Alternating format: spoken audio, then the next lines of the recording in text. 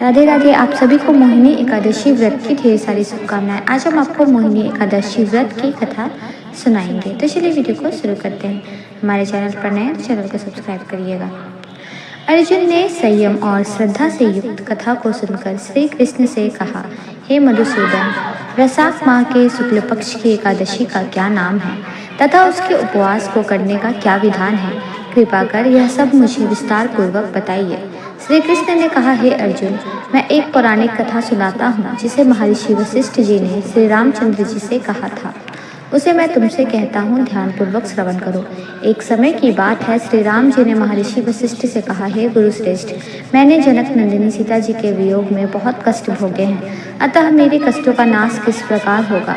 आप मुझे कोई ऐसा व्रत बताने की कृपा करें जिससे मेरे सभी पाप और कष्ट नष्ट हो जाएं। महर्षि वशिष्ठ ने कहा, हे श्री राम, आपने बहुत उत्तम प्रश्न किया है।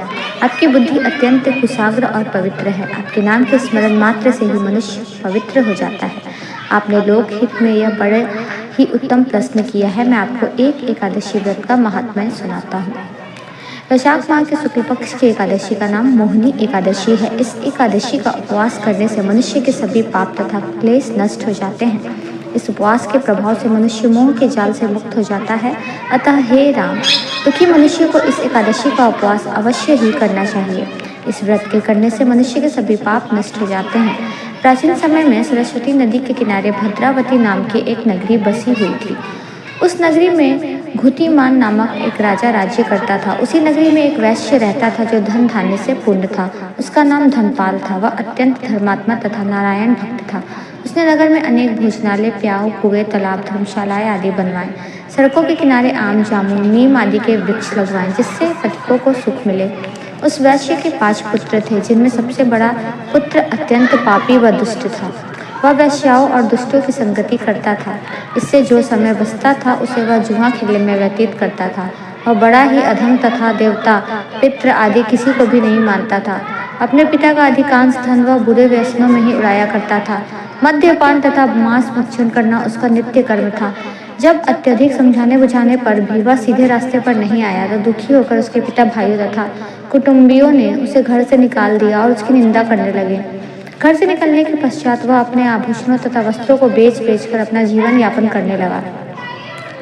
धन नष्ट हो जाने पर वेश्याओं तथा उसके दुष्ट साथियों ने भी उसका साथ छोड़ दिया। जब वह भूख प्यास से व्यथित हो गया तो उसने चोरी करने का विचार किया तथा रात्रि में चोरी करके अपना पेट पालने लगा। किंतु एक दिन वह पकड़ा गया, परंतु सिपाहियों ने वैश्य का पुत्र जानकर छोड़ दिया। जब वह दूसरी बार पुनः पकड़ा गया तब सिपाहियों ने भी उसका कोई लिहाज नहीं किया तथा राजा के सामने प्रस्तुत करके उसे उसकी सारी बात बताई। तब राजा ने उसे कारागार में डलवा दिया। कारागार में राजा के आदेश से उसे नाना प्रकार के कष्ट दिए गए तथा अंत में उसे नगर से निष्कासित करने का आदेश दिया गया।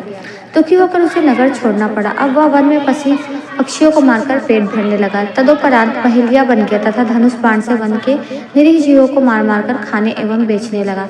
एक बार वह भूख एवं प्यास से व्याकुल होकर भोजन की खोज में निकला तथा कौंडिन्य मुनि के आश्रम में जा पहुंचा। इन दिनों वैशाख का महीना था। कौंडिन्य मुनि गंगा स्नान करके आए थे। उनके भीगे वस्त्र की छींट मात्र इस पापी पर पड़ गई, जिससे के फलस्वरूप उसे कुछ सद्बुद्धि प्राप्त हुई। वह अधम ऋषि के समीप पहुंचकर हाथ जोड़कर कहने लगा, हे महात्मा, मैंने अपने जीवन में अनेक पाप किए हैं। कृपा कर आप उन पापों से छूटने का कोई साधारण तथा धन रहित उपाय बतलाइए। ऋषि ने कहा, तो ध्यान देकर सुन। वैशाख माह के शुक्ल पक्ष की एकादशी का व्रत कर। इस एकादशी का नाम मोहिनी है। इसका उपवास करने से तेरे सभी पाप नष्ट हो जाएंगे। ऋषि के वचनों को सुनकर बहुत प्रसन्न हो और उनकी बतलाई हुई विधि के अनुसार उसने मोहिनी एकादशी का व्रत किया। हे श्री राम, इस व्रत के प्रभाव से उसके सभी पाप नष्ट हो गए तथा अंत में वह गरुड़ पर सवार हो विष्णु लोक को गया। संसार में इस व्रत से उत्तम दूसरा कोई व्रत नहीं है। इसके महात्म्य के श्रवण एवं पठन से जो पुण्य प्राप्त होता है वह पुण्य 1 सहस्त्र गोदान के पुण्य के समान होता है। कथा अच्छी लगे तो हमारी वीडियो को लाइक करें, ज़्यादा से ज़्यादा शेयर करें। चैनल पर नया है तो सब्सक्राइब करें।